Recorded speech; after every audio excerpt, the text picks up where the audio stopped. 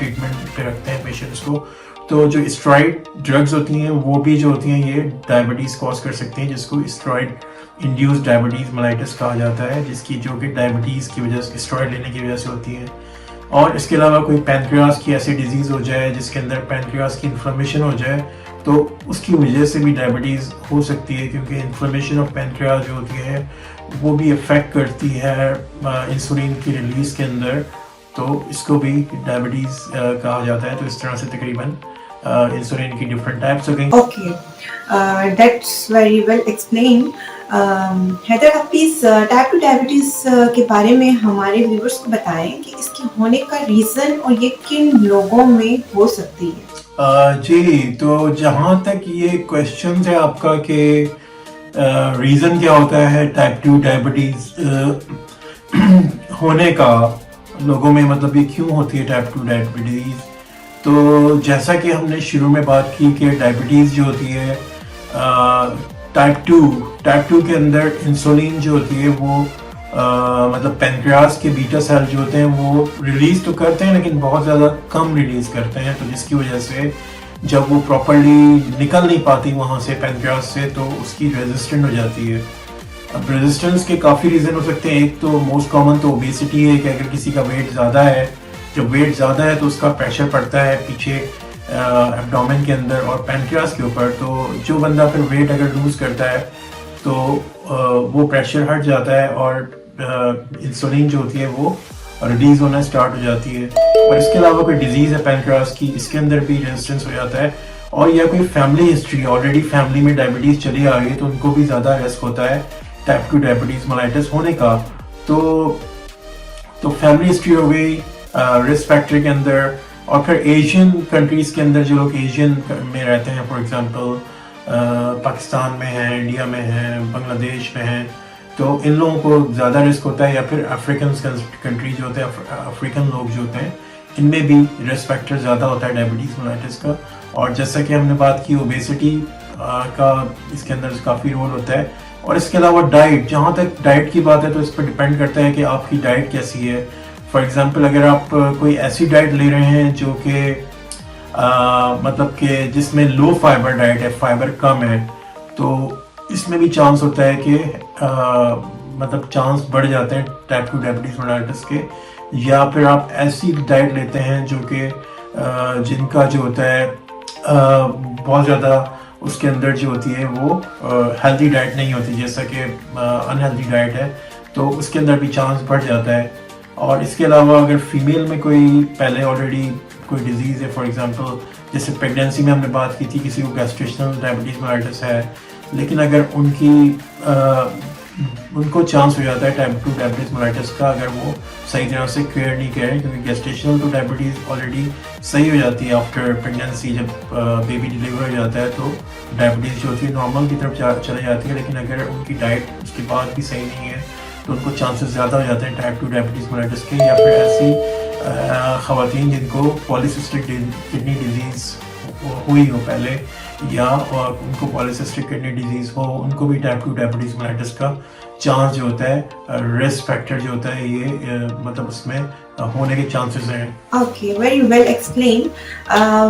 Doctor साहब, आप please ये भी बताएं कि डायबिटीज़ के कॉमन सिम्टम्स क्या हैं, हमें कैसे पता चलेगा कि हमें डायबिटीज़ है, और डायबिटीज़ को डायग्नोस कैसे करते हैं। ऑलराइट, तो जैसा कि जहाँ तक कॉमन सिम्टम्स की बात है तो हम लोग को ये पहले समझना पड़ेगा कि सिम्टम्स जो होते हैं डायबिटीज़ के अलग होते हैं और कॉम्प्लिकेशंस जो होती हैं वो अलग होती हैं। तो अगर इनिशियली किसी को डायग्नोस करना है डायबिटीज़ का तो उसको हम लोग को देखना पड़ेगा कि सिम्टम्स क्या क्या है, ठीक है। लेकिन अगर किसी को काफ़ी अरसे से डायबिटीज़ है, फॉर एग्जांपल 5 साल से, 10 साल से या 2 साल से कोई से भी डायबिटीज़ है, टाइप 1 है या टाइप 2 है या कोई और दूसरा है, तो उनके अंदर जो होती है कॉम्प्लिकेशन डेवलप होना शुरू हो जाती है जो कि डायबिटीज़ होने की वजह से होती है। लेकिन इनिशियली फर्स्ट टाइम किसी को डायबिटीज़ डायग्नोस करना है तो हम लोगों को सिम्टम्स देखने पड़ेंगे कि यार क्या सिम्टम्स मिल रही है इसके अंदर। For example most common symptoms के अंदर ये होते हैं कि जैसा कि प्यास का बहुत ज़्यादा लगना, पानी आप नोटिस करेंगे कि आपकी कोई फैमिली में जिसको है या किसी को स्टार्ट होना होना शुरू होती है तो उसको मतलब पॉलीडिप्सिया कहलाता है कि पानी बहुत ज़्यादा पीना और प्यास का बार बार लगना, या पॉलीयूरिया बहुत ज़्यादा यूरिन जो होता है पास करना, रात में आप उठ रहे हैं 3-4 दफ़ा, रात में उठ के आपको टॉयलेट जाना पड़ रहा है यूरिन की वजह से। यूरिन जो होता है इसके अंदर बहुत ज़्यादा कह लेंगे, कुछ लोग जो होते हैं वो 6-7-8 दफ़ा भी रात में उठ के उनकी नींद जो होती है डिस्टर्ब हो जाती है, या फिर उनको टॉयलेट जाना पड़ता है पॉलीयूरिया की वजह से, क्योंकि ये भी एक one of the common symptoms है डायबिटीज़ का। और इसके साथ साथ वेट का गिरना, अगर वेट आपका गिर रहा है और आपको जो है प्यास बहुत ज़्यादा लग रही है, और आप जो होते हैं यूरिन जो होते हैं फ्रिक्वेंटली आप जा रहे हैं नाइट के ऊपर उठ के, या दिन में भी जा रहे हैं आप, काफ़ी मरतबा जा रहे हैं यूरिन के लिए, तो इसके अंदर क्या होता है कि ये इसके कॉमन सिम्टम्स हैं। लेकिन अगर इसको ये तो देखना पड़ते हैं सिम्टम्स, ठीक है, लेकिन डायग्नोज तो हम इसको 3 चीज़ों पे करते हैं बेसिकली। हम देखते हैं कि भाई रैंडम ब्लड ग्लूकोज लेवल कितना है इसका, या फास्टिंग ब्लड ग्लूकोज लेवल क्या है, या फिर HbA1c कितना है, ठीक है। तो सबसे पहले फास्टिंग ब्लड ग्लूकोज, जैसा कि सुबह उठ के आपने कुछ खाना खाया पिया नहीं है, एकदम से आपने जो है अपना ब्लड टेस्ट लिया, तो फास्टिंग ब्लड ग्लूकोज देखना पड़ता है। अगर वो 7 है, 7 जो है फास्टिंग ब्लड ग्लूकोज की वैल्यू जो है अगर 7 आई है, और तो ये जो होता है एक तरह से पॉजिटिव रिजल्ट है फास्टिंग ब्लड ग्लूकोज का। इस तरह रैंडम जो होती है उसका आई थिंक 11.1 है, और फिर HbA1c जो होता है वो 48 है। तो ये डिफरेंट कंट्रीज में डिफरेंट वैल्यूज हैं। तो मैं सिंपल आपको ये यूके के यहाँ से बता रहा हूँ। तो यहाँ पे जो होता है कि अगर फास्टिंग ब्लड ग्लूकोज लेवल 7 है, और रैंडम ब्लड ग्लूकोज लेवल जो होता है 11.1 है, या HbA1c जो होती है 48 है, तो ये जो होता है ये एक पॉजिटिव रिजल्ट कहलाता है। तो इस तरह से पता चलता है कि किसी को डायबिटीज है या नहीं है। इसके अलावा अगर इनिशियली किसी को डायग्नोज करना है तो उसके अंदर हमने देखने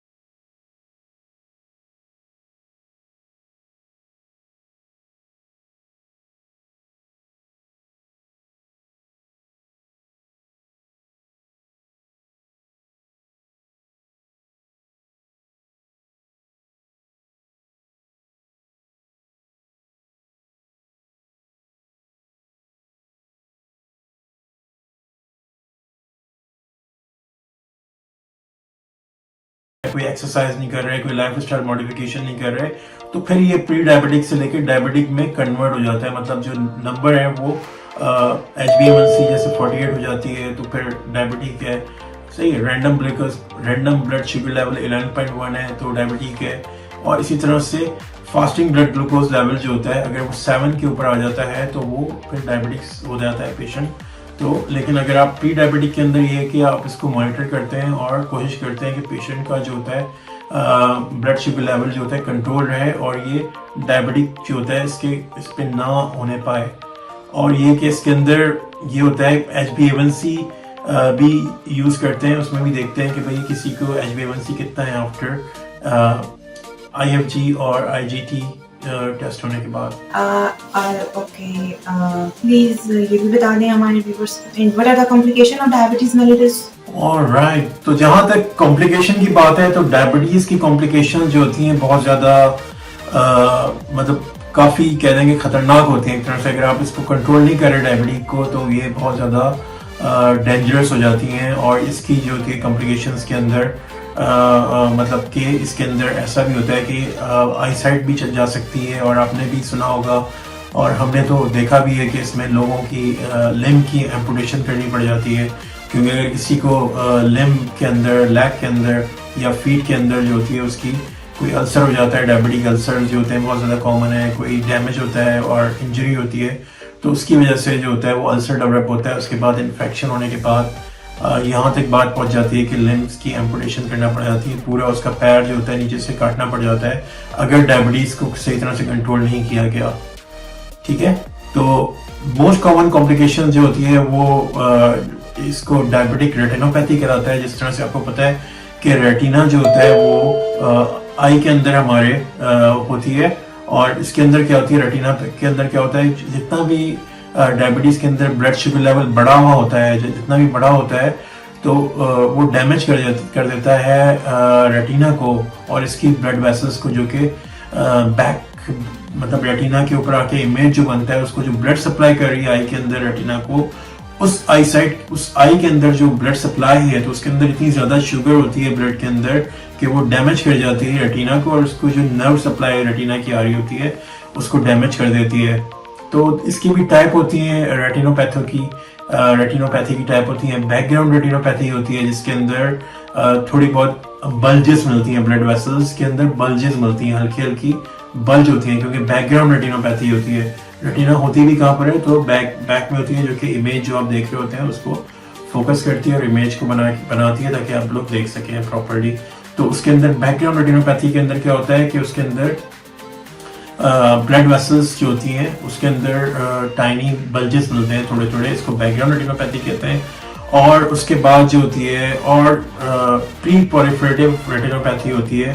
प्री प्रोलिफरेटिव रेटिनोपैथी के अंदर क्या होता है कि रेटिना ब्लड वेसल्स जो होती हैं वो स्लाइटली ब्लीड भी करती हैं। ठीक है, हल्की हल्की सी ब्लीडिंग उनके अंदर स्टार्ट हो जाती है जो कि आई साइट को भी चेंज कर रही होती है। तो ये कॉम्प्लिकेशन है डायबिटीज़ की। और इसके साथ साथ प्रोलिफरेटिव डायबिटिक रेटिनोपैथी होती है तो उसके अंदर क्या होता है कि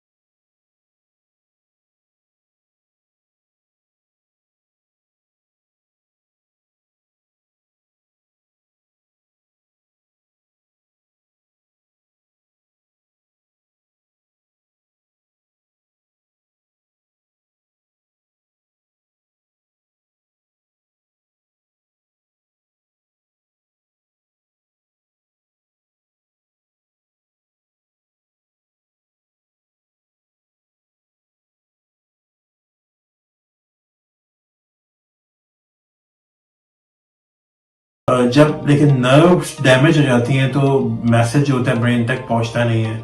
इसी वजह से आपने देखा होगा कि जो डायबिटिक पेशेंट है उनको अगर कोई भी एमआई वगैरह भी होता है या हार्ट अटैक होता है तो उनको हार्ट अटैक जो होता है साइलेंट होता है, क्योंकि पता नहीं चलता। वो इस वजह से नहीं पता चलता कि नर्व सप्लाई जो होती है विद इन दैट एरिया वो डैमेज हो जाती है बॉडी की डायबिटीज होने की वजह से। तो न्यूरोपैथी, डायबिटिक न्यूरोपैथी भी कॉमन है। अगर आपने अपना शुगर लेवल सही तरह से कंट्रोल नहीं किया तो ये डायबिटिक न्यूरोपैथी भी हो जाती है आपको। डायबिटिक न्यूरोपैथी में फिर आपको पता नहीं चलता कि बॉडी के, क्योंकि नर्व सप्लाई जो होती है ख़त्म है, तो आप मतलब पता ही नहीं चल रहा होता कि क्या चल रहा है गेम। और सेंसेशन जो होती है, जो भी होती है, उसमें आपको फीलिंग नहीं पता चल रही होती। तो आप यूजली या तो फील नमनेस होती है वहाँ पे, टिंगलिंग होती है या बर्निंग सेंसेशन हो जाती है। ठीक है, तो लेकिन हम लोग कंट्रोल रख सकते हैं न्यूरोपैथी को। डायबिटिक किस तरह कंट्रोल कर सकते हैं?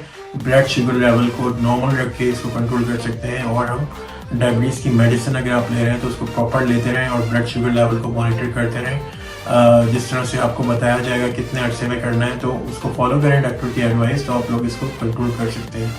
जिस तरह रेटिनोपैथी के अंदर और जो होता है डायबिटीज़ जो होती है, आपने देखा कि ब्लड शुगर लेवल बहुत ज़्यादा बढ़ गया है।